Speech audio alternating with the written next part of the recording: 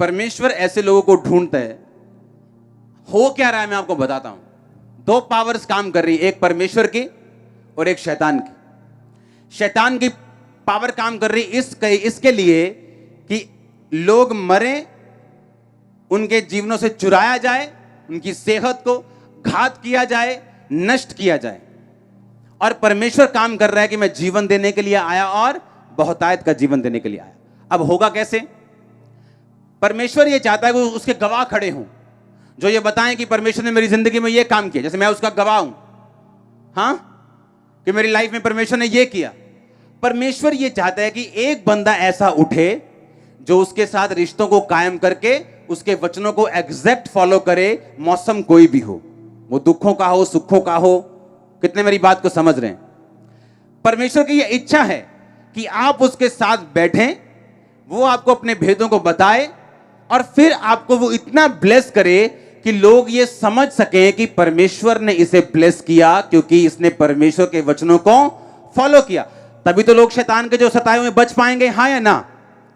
अब बात क्या है, परमेश्वर ऐसे आप नहीं जानते जितना आप लोग, जब आप परमेश्वर के साथ बैठते हैं रोज प्रेयर में, और आप, मैं नहीं जानता आप क्या फील करते हैं, लेकिन जब मैं फील करता हूं, मैं अपनी बॉडी पर परमेश्वर की उपस्थिति फील करता हूं।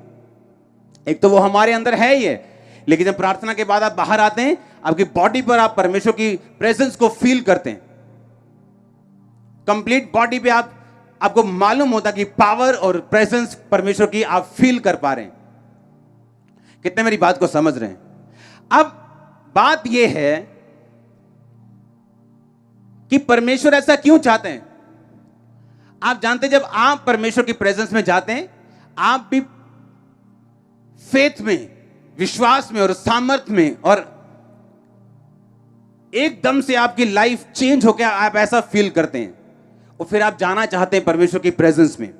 चाहे आपका शरीर आपको रोके, आपकी इच्छाएं आपको रोकें, पर आपको मालूम होता है कि जब मैं परमेश्वर की प्रेजेंस में बैठता हूं तो कुछ ऐसा बदलाव होता है जो और किसी भी एफर्ट के साथ, किसी भी काम के साथ नहीं होता।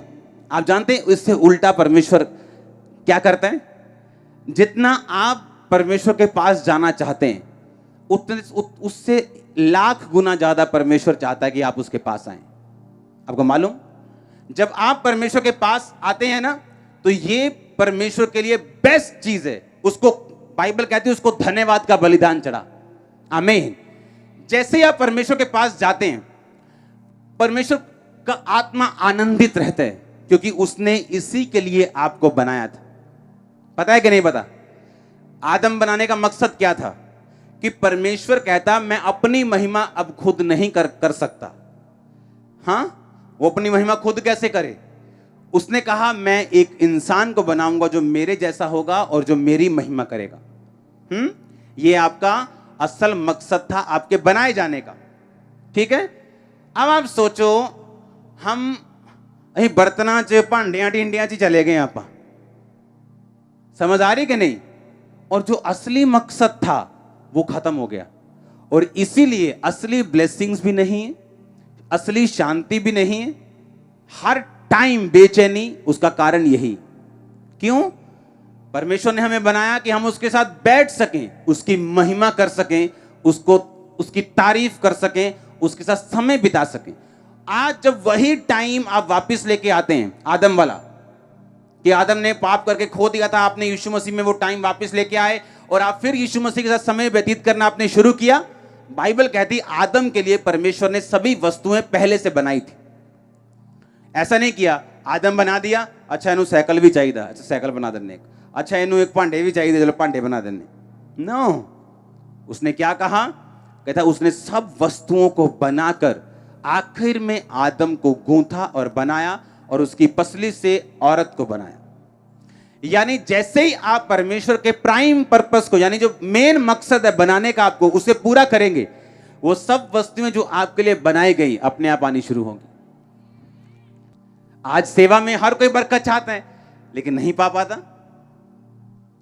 उसे पता नहीं कि मेन काम है रिलेशनशिप बिल्ड करना। बाकी चीजें क्या होंगी? अपने आप ऐड होती जाएंगी। रिलेशनशिप में क्या होता है जब आप परमेश्वर के साथ संबंधों को कायम रखते हैं?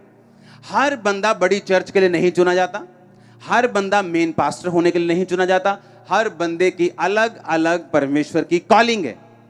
उस कॉलिंग में उसकी सेम वही ब्लेसिंग है जो उसके अगुए की है, लेकिन वो रिलेशनशिप जब वो मेंटेन करनी परमेश्वर के साथ शुरू करता है, उसे मालूम होना शुरू होता है, हां इस दर्शन में मेरा रोल क्या है, क्योंकि वो रिलेशनशिप में रह के वो बात समझता है। और जब उसे समझ आ जाती है, ब्लेसिंग्स फॉलो करनी शुरू होती। वो सेम ब्लेसिंग उसकी मैरिज में, सेम ब्लेसिंग उसके घर में, सेम ब्लेसिंग उसकी स्पिरिचुअल लाइफ में सेम होना शुरू होता है। आप समझ रहे हैं मेरी बात को कि नहीं? वो रिश्ता जब आप कायम कर लेते हैं, आप इमेजिन नहीं कर रहे, जब आप परमेश्वर के साथ रोज बैठते हैं, जितना आपका मन आनंदित है उससे लाखों करोड़ों गुना प्रभु का मन आनंदित है। क्योंकि उसे एक बंदा चाहिए जो उसके साथ बैठ सके हर मौसम में, और वो उसे बना सके और बना के खड़ा करके कह सके, देखो क्रिश्चियन ऐसे होते हैं। परमेश्वर के दास के द्वारा टीचिंग्स को सुनने के लिए, अनाउंसमेंट्स और अपडेट्स को जानने के लिए आप हमारे YouTube चैनल को सब्सक्राइब करें और साथ में बेल आइकन को दबाएं, ताकि जब भी कोई नई अपडेट हो तो आप सबसे पहले जान सकें।